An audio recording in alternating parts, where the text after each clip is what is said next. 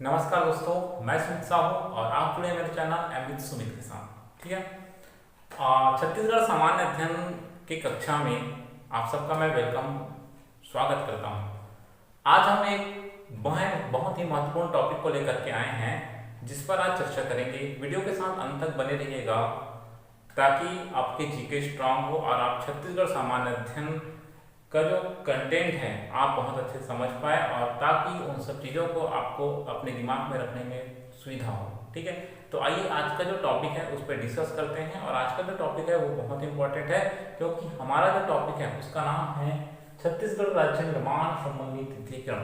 मतलब ये कि जैसे छत्तीसगढ़ का निर्माण हुआ तो छत्तीसगढ़ का जब निर्माण हुआ है तो छत्तीसगढ़ का निर्माण एक झटके में नहीं हुआ बल्कि उसके लिए कई सारे आंदोलन हुए, कई सारे प्रोसीजर थे। उन प्रोसीजर को ध्यान से समझेंगे। आइए हमारे साथ बने रहिए। स्टार्ट करते हैं। छत्तीसगढ़ राज्य निर्माण संबंधी तिथिक्रम की जब बात आती है तो ये कहानी आरंभ होती है 1861 से। 1861 से छत्तीसगढ़ राज्य के निर्माण संबंधी तिथिक्रम को हम पढ़ना स्टार्ट करेंगे और 1861 से चालू करके ये फिनिश होगा 1 नवंबर सन 2000 को। क्योंकि आप सबको पता है कि छत्तीसगढ़ का जो निर्माण है वो 1 नवंबर सन 2000 को हुआ था। हम यहाँ पे हर एक डेट को लिखेंगे और उन डेट्स में क्या क्या घटनाएं घटित हुई, छत्तीसगढ़ का निर्माण को किस प्रकार हुआ, ये जानने का प्रयास करेंगे। चलिए जानते हैं।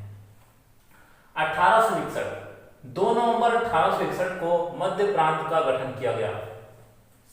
समय था 2 नवंबर 1861 जिसमें मध्य प्रांत का गठन किया गया। और जब इस मध्य प्रांत का गठन किया गया तो उस मध्य प्रांत में 3 राज्य शामिल थे, एमपी, एमएच, सीजी। छत्तीसगढ़ पृथक रूपेण तो बना नहीं था, लेकिन जो मध्य प्रांत का जब गठन किया गया कब 2 नवंबर 1861 को, तो उसमें 3 राज्य शामिल थे। एक तो एमपी और दूसरा महाराष्ट्र और तीसरा छत्तीसगढ़। इसको कहा जाता था मध्य प्रांत। और इस मध्य प्रांत की जो राजधानी थी, है ना, वो नागपुर थी। मध्य प्रांत का जब निर्माण किया गया 2 नवंबर 1861 को, तो इसकी राजधानी क्या थी? नागपुर थी। और इसी समय रायपुर, बिलासपुर व संबलपुर जिले का भी गठन किया गया। मतलब 1861 का जो टाइम पीरियड था उसमें 2 नवंबर 1861 में मध्य प्रांत का गठन किया गया जिसमें 3 राज्य शामिल थे, मध्य प्रदेश, महाराष्ट्र, छत्तीसगढ़।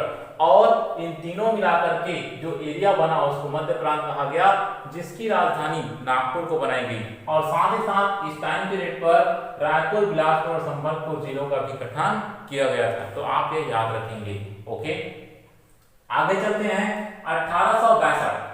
1861 के एक साल बाद मतलब 1862 में मध्य प्रांत में 5 संभाग का निर्माण किया गया। मध्य प्रांत का निर्माण 2 नवंबर 1861 को तो हो चुका था। उसके एक साल बाद मतलब 1862 में मध्य प्रांत में 5 संभाग बनाए गए। उन 5 संभागों में से छत्तीसगढ़ को एक अलग संभाग घोषित किया गया। मध्य प्रांत में 5 संभाग बनाए गए। उन 5 संभागों में से मध्य प्रांत जो था उनमें से छत्तीसगढ़ जो है, छत्तीसगढ़ को एक अलग सा संभाग घोषित किया गया और जिसका मुख्यालय रायपुर को बनाया गया था। ठीक है, आई होप आपको समझ आ रहा होगा कि क्या क्या घटनाएं यहाँ पर घटित हुई है। 1861 में 2 नवंबर 1861 को मध्य प्रांत का गठन किया गया और उस मध्य प्रांत के गठन में एमपी, एमएच और सीजी शामिल थे, जिसकी राजधानी नागपुर को बनाया गया। और साथ ही उस समय रायपुर, बिलासपुर और संबलपुर इन तीन जिलों का निर्माण किया गया या गठन किया गया। 1862 की जब कहानी की बात आती है तो मध्य प्रांत को 5 संभागों में बांट दिया गया और साथ ही साथ उनमें से एक जो संभाग था छत्तीसगढ़ था और जिसका जो मुख्यालय था वो रायपुर को बनाया गया। आगे चलते हैं। 1905 के बारे में आप सबको पता होगा कि 1905 वो टाइम है जब बंगाल का विभाजन हुआ। तो बंगाल विभाजन के दौरान राज्यों का पुनर्गठन किया गया। 1905 में बंगाल विभाजन हुआ और उस टाइम राज्यों का पुनर्गठन हुआ और पुनर्गठन के दौरान जो संबलपुर था उसे बंगाल प्रांत में मिला दिया गया। कहाँ मिला दिया गया? बंगाल प्रांत में मिला दिया गया। और साथ ही साथ जो कोरिया था चांग भखारथा, सरगुजा, उदयपुर और जसपुर, ये 5 रियासतें 1905 में बंगाल विभाजन हुआ और राज्यों का पुनर्गठन जब हुआ तो इस टाइम बंगाल प्रांत में संबलपुर को मिला दिया गया और जो 5 रियासतें थी वो 5 रियासतें कौन थी उस टाइम? कोरिया, चांग बखार, सरगुजा, उदयपुर और जसपुर। एक बार पुनः दोहराते हैं, कोरिया, चांग बखार, सरगुजा, उदयपुर और जसपुर ये छत्तीसगढ़ में शामिल किया गया। और इस प्रकार 1905 था, ये बहुत इंपॉर्टेंट चीजें हैं, 1905 में वर्तमान नक्शा का निर्धारण भी किया गया। तो यहाँ से 1905 में क्या हुआ आपको समझ में आ गया? बंगाल विभाजन के दौरान संबलपुर को बंगाल प्रांत में मिला दिया गया। 5 जो रियासतें थे कोरिया, चांगबका, सरगुजा, उदयपुर और जसपुर ये छत्तीसगढ़ में शामिल किया गया। और फाइनली जो छत्तीसगढ़ का जो वर्तमान जो नक्शा है ना, उसे 1905 में निर्धारित कर दिया गया था। 1905 में छत्तीसगढ़ के मानचित्र का निर्धारण कर दिया गया था, वर्तमान नक्शा का। ठीक, तो 3 डेट सीक्वेंस में याद रखेंगे। एक हुआ 1861, उसके बाद 1865 और उसके बाद 1905। 1905 के 13 साल बाद मतलब 1918 में पंडित सुंदरलाल शर्मा जी का जिक्र आता है। पंडित सुंदरलाल शर्मा ने छत्तीसगढ़ का है ना, उनकी एक पांडुलिपि थी और उस पांडुलिपि में उन्होंने स्पष्ट रूप से छत्तीसगढ़ का स्पष्ट रेखा चित्र निरूपण किया है ना। सुंदरलाल शर्मा ने छत्तीसगढ़ राज्य का स्पष्ट रेखा चित्र अपने पांडुलिपि में खींचा। यह छत्तीसगढ़ के प्रथम स्वप्नदृष्ट और संकल्पनाकार कहे जाते हैं। इन्होंने 1918 में है ना, किसने? पंडित सुंदरलाल शर्मा ने 1918 में क्या किया? अपना जो पांडुलिपि था उसमें छत्तीसगढ़ का स्पष्ट रेखा चित्र खींचा कि यहाँ से यहाँ तक छत्तीसगढ़ का एरिया रह करके, और इसी कारण उनके 1918 के इस प्रयास के कारण उन्हें स्वप्नदृष्टा या संकल्पनाकार, किसका संकल्पनाकार? छत्तीसगढ़ के प्रथम स्वप्नदृष्टा या प्रथम संकल्पनाकार के रूप में ये जाने जाते हैं। कौन? पंडित सुंदरलाल शर्मा। यहाँ पर पांडुलिपि के बारे में एक बात आपको और बता देना चाहता हूँ कि जो पांडुलिपि जो होता है वो हस्तलिखित लेख होता है ना, ये किसी भी प्रकार का मुद्रित नहीं, तो इसको छपवाया नहीं जाता। ठीक, पांडुलिपि जो हाथों से लिखा जाता है, हाँ एक से अधिक व्यक्ति भी इसको लिख सकते हैं, तो ये होता है पांडुलिपि। आई होप आपको कंटेंट समझ में आ रहा होगा। कहानी की शुरुआत हुई 1861 से, 1861 के बाद 1865, उसके बाद 1905 बंगाल विभाजन की बातें, और उसके बाद 1918 में पंडित सुंदरलाल शर्मा ने स्पष्ट रेखा चित्र खींचा अपने पांडुलिपि में।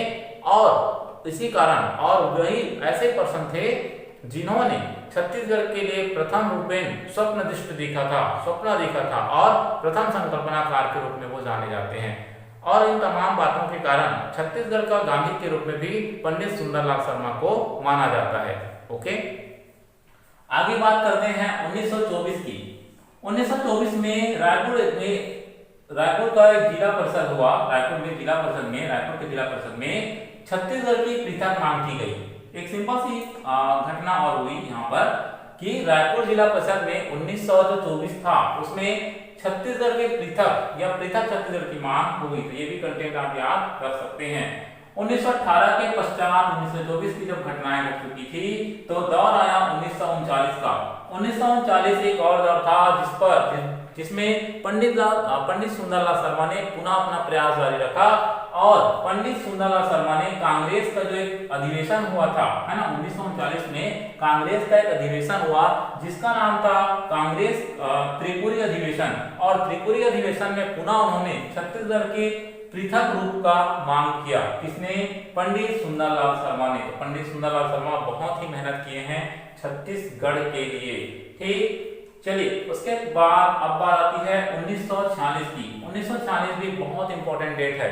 ठीक है, डेट के सीक्वेंस को एक बार पुनः समझाते हैं। 1861, फिर 1865, उसके बाद 1905, 1918, 1924, 1939 में पंडित सुंदरलाल शर्मा ने कांग्रेस के त्रिपुरी अधिवेशन में पृथक छत्तीसगढ़ की मांग की। ये भी याद रखेंगे, 1939 में हुआ कांग्रेस का त्रिपुरी अधिवेशन। ठीक है, उसके बाद 1946 की अगर हम बात करें तो ठाकुर प्यारेलाल जिसको सहकारिता के जनक कहा जाता है, सहकारिता पंडित सॉरी ठाकुर प्यारेलाल, जिसको सहकारिता के जनक, जो कि सहकारिता के जनक कहे जाते हैं, इन्होंने पृथक छत्तीसगढ़ हेतु एक गठन, एक मंच का निर्माण किया जिसका नाम था छत्तीसगढ़ शोषण विरोध मंच।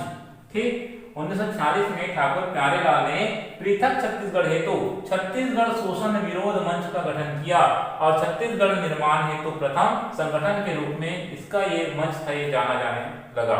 ठीक है, ये कंटेंट भी याद रखेंगे। परीक्षा में पूछा जा सकता है कि छत्तीसगढ़ निर्माण हेतु प्रथम संगठन जो था वो क्या था, तो वो था छत्तीसगढ़ शोषण विरोध मंच, जिसका निर्माण किया था ठाकुर प्यारेलाल ने, जो कि सहकारिता के जनक थे, और उन्होंने ये काम किया था 1946 में, देश की आजादी के एक साल पूर्व।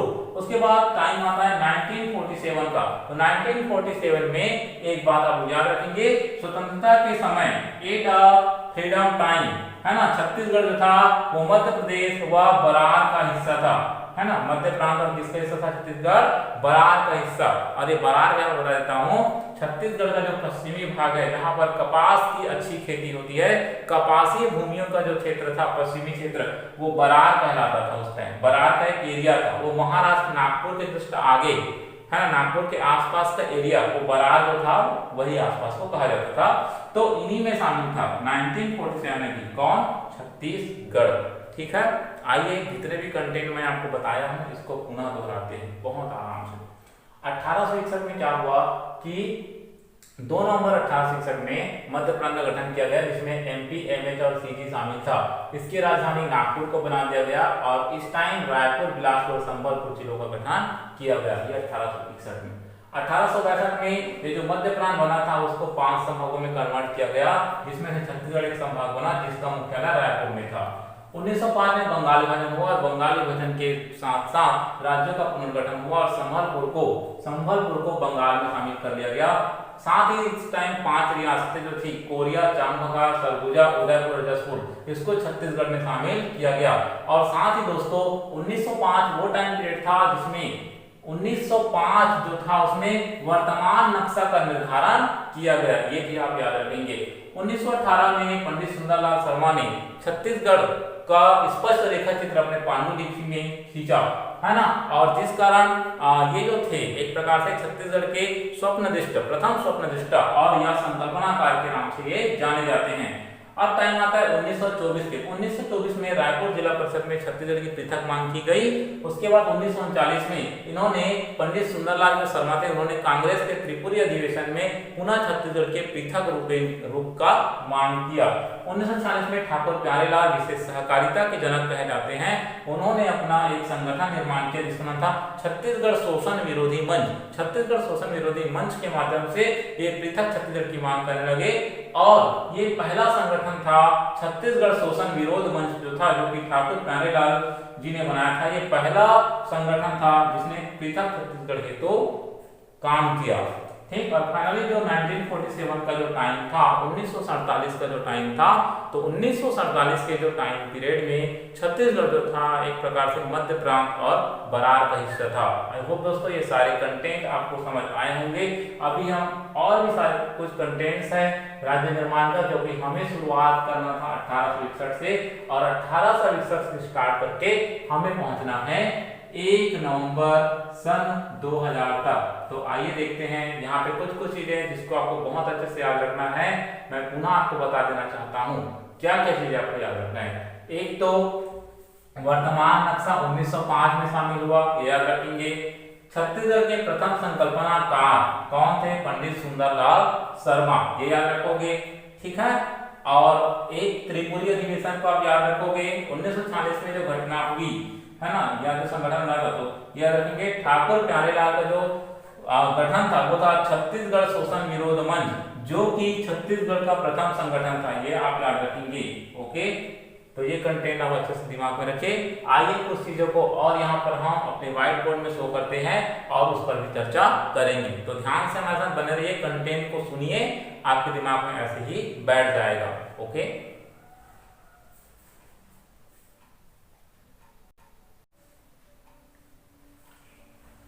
चलिए, तो जो सीरीज हम अभी पढ़ रहे थे कि छत्तीसगढ़ राज्य निर्माण संबंधी तिथिक्रम का, उसमें हम लोग 8 डेट, यहाँ पे 8 जो सत्र थे वो कवर्ड किए हैं। चलिए उसके आगे के कंटेंट को समझते हैं कि उसके बाद और कौन कौन सी घटनाएं हुई। ओके, चलो तो बात को समझिए। 1947 में जब देश आजाद हुआ तो उस समय छत्तीसगढ़ जो था मध्य प्रांत और बरार का हिस्सा था। उसके बाद अब हम बात करते हैं 1955 की। 1955 में एक व्यक्ति का जिक्र आता है, ठाकुर रामकृष्ण सिंह। ठाकुर रामकृष्ण सिंह 1955 में रायपुर के विधायक थे, जिन्होंने मध्य प्रांत के विधानसभा में पृथक छत्तीसगढ़ की मांग किया और इस प्रकार ये प्रथम विधायी प्रयास था। इस कंटेंट को समझिए। ठाकुर रामकृष्ण सिंह जो कि रायपुर के विधायक थे, मध्य प्रांत के विधानसभा में पृथक छत्तीसगढ़ की मांग की। कहां किया? विधानसभा में, और इसी कारण प्रथम विधायी प्रयास के रूप से जाना जाता है। ठीक है, तो परीक्षा में ये इस प्रकार प्रश्न पूछा जा सकता है कि छत्तीसगढ़ की पृथक मांग के लिए सबसे पहले प्रथम विधायी प्रयास किसने किया? तो प्रथम विधायी प्रयास जो था रायपुर के विधायक ठाकुर रामकृष्ण सिंह, राम और कृष्ण जिसमें दोनों शामिल है, इसमें भगवान राम और कृष्ण जी। ठीक है, तो ठाकुर रामकृष्ण सिंह जी ने प्रथम बार मध्य प्रांत के विधानसभा में छत्तीसगढ़ के पृथक मांग की बात कही। ठीक है, और इसीलिए ये प्रथम विधायी प्रयास के रूप में या प्रथम विधायी प्रयास के नाम से जाना जाता है। उसके बाद 1956 में 1 नवंबर 1956 को एमपी का निर्माण हुआ। बहुत अच्छा कंटेंट है। 1 नवंबर 1956 मध्य प्रदेश का निर्माण, और मध्य प्रदेश के निर्माण के साथ ही जो मध्य प्रांत में जो छत्तीसगढ़ था शामिल है ना, वो अलग होकर के अब एमपी का हिस्सा हो गया या एमपी में शामिल हो गया। हम पढ़ रहे हैं भले ही सीजी के निर्माण का क्रम, लेकिन सीजी के निर्माण के पहले क्या क्या घटनाएं हुई है उन पर भी चर्चा करना बहुत जरूरी है। तो यहाँ पे मैंने दो बातें बताई। 1955 वो टाइम था जब ठाकुर रामकृष्ण सिंह जी ने मध्य प्रांत में, है ना, मध्य प्रांत में जो विधानसभा था वहां पर पृथक छत्तीसगढ़ की मांग की, और चूंकि ये विधानसभा में मांग की गई थी इसीलिए एक विधायी प्रयास कहा जाता है। तो प्रथम विधायी प्रयास ठाकुर रामकृष्ण सिंह जी ने किया। अब टाइम आता है 1956 की, तो 1956 में 1 नवंबर 1956 को फिर मध्य प्रदेश का गठन हो गया, मध्य प्रदेश का निर्माण हो गया, और छत्तीसगढ़ जो था, जो कि पहले मध्य प्रांत का हिस्सा था, वो अब एमपी में शामिल हो गया। अब बात करते हैं 1956 की। 1956 में एक और बहुत अच्छी संगठन का निर्माण हुआ, खूबचंद बघेल। डॉक्टर खूबचंद बघेल ने राजनांदगांव में पृथक छत्तीसगढ़ हेतु, ये याद रखेंगे, छत्तीसगढ़ महासभा का गठन किया। छत्तीसगढ़ महासभा का गठन किसने किया? खूबचंद बघेल ने। खूबचंद बघेल ने किसका निर्माण किया? छत्तीसगढ़ महासभा का गठन, जिसके महासचिव थे दशरथ चौबे जी। याद रखेंगे, ठीक है, एक बार पुनः बताते हैं। डॉक्टर खूबचंद बघेल ने पृथक छत्तीसगढ़ हेतु छत्तीसगढ़ महासभा का गठन किया, और जिसके महासचिव थे दशरथ चौबे। क्या याद रखना है? छत्तीसगढ़ महासभा का गठन किसने किया? डॉक्टर खूबचंद बघेल ने। कहां? तो रायपुर में। उसके बाद 1967 में इन्होंने एक चीज और गठन किया, छत्तीसगढ़ भ्रातृ संघ। देखो, पहले छत्तीसगढ़ महासभा का गठन किया, उसके बाद छत्तीसगढ़ भ्रातृ संघ का गठन किया गया, और खूबचंद बघेल ने इस बार किसकी सहायता ली? बैरिस्टर छेदीलाल की। किसका? बैरिस्टर छेदीलाल। 1956 में छत्तीसगढ़ महासभा का गठन, और 1967 में छत्तीसगढ़ भ्रातृ संघ। डेट याद रखेंगे, 1955, 1956, उसके बाद 1967, और उसके बाद 1976। तो डॉक्टर खूबचंद बघेल ने दो गठन का निर्माण किया, एक तो छत्तीसगढ़ महासभा का गठन और दूसरा छत्तीसगढ़ भ्रातृ संघ का गठन। ठीक है, याद रखेंगे। और दोनों ही जो गठन था पृथक छत्तीसगढ़ के लिए ही किया गया। उसके बाद 1976 और 1983 की बात आती है, तो इसमें शंकर गुहन योगी ने दो गठन का निर्माण किया। एक था छत्तीसगढ़ मुक्ति मोर्चा और एक था छत्तीसगढ़ संग्राम मंच। ठीक है, छत्तीसगढ़ मुक्ति मोर्चा और छत्तीसगढ़ संग्राम मंच का जो गठन है शंकर गुहा नियोगी जी ने किया था 76 और 83 में। 1976 में छत्तीसगढ़ मुक्ति मोर्चा का निर्माण और 1983 में छत्तीसगढ़ संग्राम मंच का निर्माण। सेम 1983 में ही पवन दीवान जी ने, है ना, जो कि जानते हैं पवन दीवान के बारे में आप सभी लोग, जो कि भागवत पढ़ते थे, उसने पृथक छत्तीसगढ़ पार्टी का निर्माण किया। किसका निर्माण? पृथक छत्तीसगढ़ पार्टी का। ये कंटेंट आपको समझना है। डॉक्टर खूबचंद बघेल के दो संगठन, एक महासभा और एक भ्रातृ संघ, जबकि शंकर गुहा नियोगी का मुक्ति मोर्चा और संग्राम मंच, पवन दीवान का पृथक छत्तीसगढ़ पार्टी, है ना, और छत्तीसगढ़ विरोधी संगठन वाली जो बात थी वो ठाकुर प्यारेलाल, जो कि सहकारिता के जनक है ना। उसके बाद 1994 में रविंद्र चौबे जी ने, जो कि विधायक थे तात्कालीन 1994 में, उन्होंने अशासकीय संकल्पना जो था वो विधानसभा में पारित किया और साथ ही 1998 में फिर एमपी के विधानसभा में छत्तीसगढ़ के निर्माण हेतु शासकीय संकल्पना पारित किया गया। ठीक, और ये सफल भी रहा।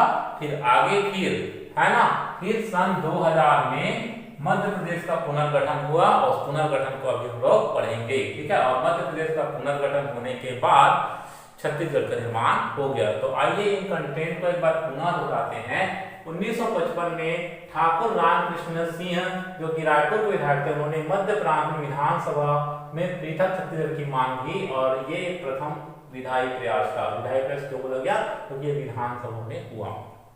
1956 में 1 नवंबर 1956 को मध्य प्रदेश का निर्माण हुआ। फिर मध्य प्रांत से अलग होकर छत्तीसगढ़ जो था वो एमपी में शामिल हो गया। 1956 में डॉक्टर खूबचंद बघेल ने महासभा का गठन किया और इसके महासचिव थे दशरथ चौबे जी। 1967 खूबचंद बघेल का दूसरा प्रयास और छत्तीसगढ़ में भ्रातृ संघ का निर्माण, जिसके उपाध्यक्ष थे द्वारिका प्रसाद तिवारी जी, याद रखेंगे। 1976 और 1983 में शंकर गुहा नियोगी ने 2 मंच का निर्माण किया, एक छत्तीसगढ़ मुक्ति मोर्चा और दूसरा छत्तीसगढ़ संग्राम मंच का। इसी टाइम पवन दीवान जी पृथक छत्तीसगढ़ पार्टी का भी निर्माण किए। फाइनली 1994 और 1998 में क्रमशः रविंद्र चौबे जी ने अशासकीय संकल्प प्रस्तुत किया, जो कि ये सफल हुआ बहुत अच्छे से। उसके बाद एमपी के विधानसभा में 1998 में छत्तीसगढ़ निर्माण हेतु शासकीय संकल्पना पारित किया गया और इस तरीके से फिर आगे का जो कंटेंट है वो है 2000 का। और 2000 में मध्य प्रदेश का पुनर्गठन हुआ और मध्य प्रदेश के पुनर्गठन जब हुआ तो उसमें भी कुछ डेट शामिल हो गया, जिसमें पहले कोई चीज जब निर्माण होता है तो पहले लोकसभा में जाता है, फिर लोकसभा में जाने के बाद वहां से पारित होकर के स्वीकृत होकर के राज्यसभा में जाता है और फाइनली राष्ट्रपति जी का हस्ताक्षर होता है और राष्ट्रपति के हस्ताक्षर के बाद कोई भी अधिनियम या कोई भी जो काम होता है वो कंप्लीटली सक्सेस हो जाता है। ठीक है, तो ये हम जानेंगे आगे। तो अब तक के जो डेट्स हैं वो शायद आपको क्लियर हो चुके होंगे। ठीक है, चलिए एक काम करते हैं, ये वीडियो को हम यहीं तक रखते हैं। इसके बाद अगले वीडियो में जो मध्य प्रदेश का जो पुनर्गठन अधिनियम है उन पर चर्चा करेंगे और साथ ही साथ यहाँ पर जितने भी गठन आए हुए हैं इनको आप अच्छे से ध्यान रखेंगे। जैसे खूबचंद बघेल का जो गठन है या आप अच्छे से याद रख सकते हैं। ओके, इसी प्रकार ठाकुर प्यारेलाल जी का, उसी प्रकार आप शंकर गुहा नियोगी जी का कोई गठन, पवन दीवान जी का, ये सब परीक्षा के दृष्टिकोण से बहुत ही इंपॉर्टेंट है। और साथ ही ये डेट सीक्वेंस में याद रखेंगे। मैंने 16 डेट लिखे हैं, है ना। सबसे पहला डेट क्या था? एक था 1961, उसके बाद 1962, उसके बाद 1905, उसके बाद 1918, फिर 1924, 1939, 1946, 1947, इस तरीके से। उसके बाद 1955, फिर 2 बार 56, फिर 67, 77, 83, 94 और 98, क्योंकि डेट आपको सीक्वेंस में याद रखना पड़ेगा दोस्तों, तभी आप कर पाओगे। और भाई जब आप किसी चीज को समझ करके करोगे तो बिल्कुल हो जाता है। ठीक है, फिर मिलते हैं अगले वीडियो में, तब तक के लिए धन्यवाद। अगर ये वीडियो आपको बहुत अच्छा लगा हो तो वीडियो को लाइक कीजिए, दोस्तों को शेयर कीजिए और चैनल को सब्सक्राइब कीजिए। और मैं आपको यकीन दिलाता हूँ कि छत्तीसगढ़ का जो सामान्य अध्ययन है मैं बहुत अच्छे से आपको अपने यूट्यूब चैनल के माध्यम से समझा दूंगा। ठीक है, आपको एक्स्ट्रा एफर्ट डालने की जरूरत बिल्कुल नहीं है। वीडियो को देखिए, उसके नोट्स बनाइए और फिर बेहतरीन तैयारी कीजिए। मिलते हैं अगले वीडियो में, तब तक के लिए धन्यवाद, बाय बाय।